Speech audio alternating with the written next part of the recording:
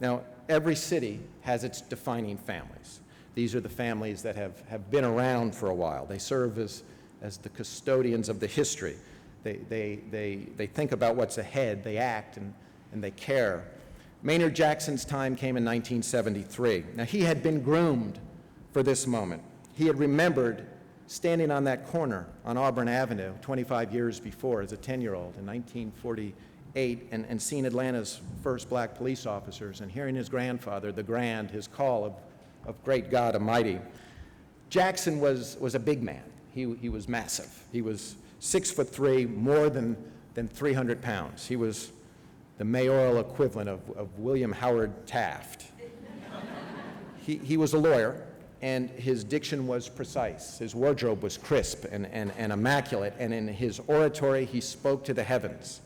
He spoke for the ages, and he carried that Dobbs fire and passion. His grandfather, the Grand, had worked hard on his own oratory, and all of John Wesley Dobbs's speeches were built like this. Here was his form.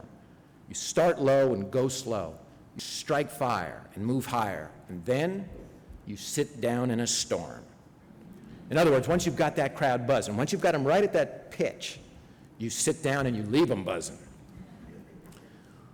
Once in a hotel room, Dobbs was with his 22-year-old grandson, Maynard Jackson, and he asked him to recite from memory the poem, Will, by Ella Wheeler Wilcox.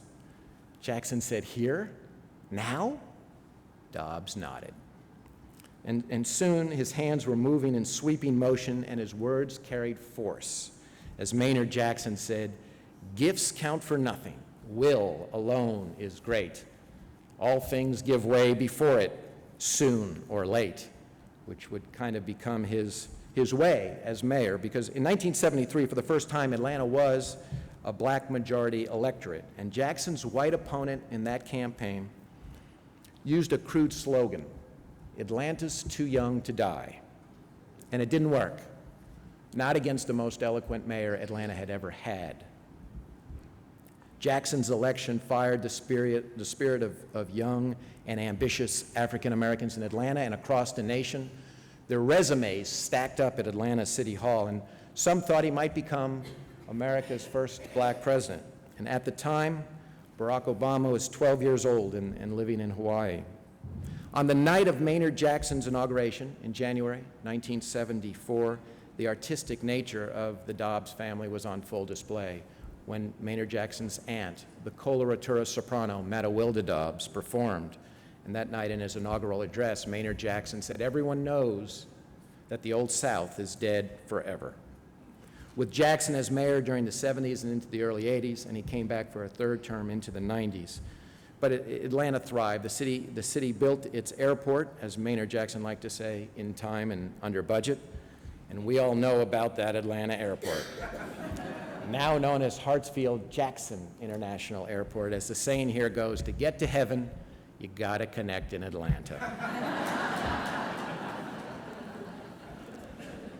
Jackson pushed his affirmative action agenda in municipal contracts and hirings, and he was not a gradualist. He wanted to correct history's wrongs all at once, and he antagonized some in Atlanta's white business community in the process. But this affirmative action program at that time became a model for other cities. It was a very, very, very complex time.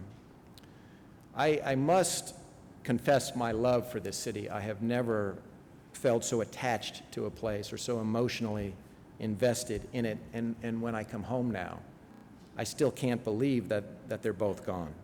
In June 2003, Maynard Jackson suffered a heart attack at a Washington, D.C. airport and died at the age of 65. And only 1 week later, Ivan Allen Jr. died at the age of 92. It was a startling double blow for this city. But those two mayors and the victories of the 60s and 70s and the growth and increasing diversity of this city's population and this region's population and the hosting of the 1996 Summer Olympics, all of it set the stage for our next speaker. One of Maynard Jackson's smartest hires during the 1970s was his Commissioner of Cultural Affairs, a woman named Shirley Franklin. In 1976, she co-hosted a wedding reception for the newly remarried mayor. And that day, Jackson, who was very formal, asked her to introduce him to every person in the receiving line, including his family members. He was afraid he was going to suffer a lapse and forget a name, so there was Shirley Franklin, standing in that receiving line for 2 hours. And she was pregnant, mind you. Proudly serving Atlanta city government by saying, "Maynard Jackson, I'd like you to meet Dr. Irene Dobbs Jackson, your mother."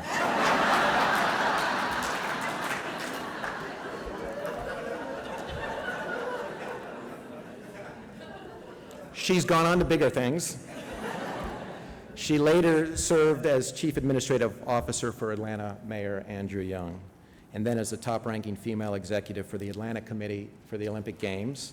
In 2001, she was elected as Atlanta's 58th mayor and its first woman mayor, and in the process, she became the first African-American woman to serve as mayor of a major southern city.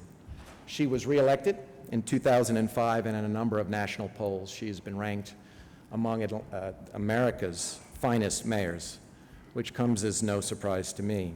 And being a mayor of a major American city ain't exactly easy these days. Growing up in Philadelphia, Shirley Franklin aspired to become a ballet dancer. And as mayor, though she has had to spend a lot of time repairing the infrastructure and tending to the small matter of a budget crisis, she has been a great friend to the arts. And so it's a privilege for me to introduce the mayor of my favorite city on the planet, the great and historic city of Atlanta, Her Honor, Shirley Franklin.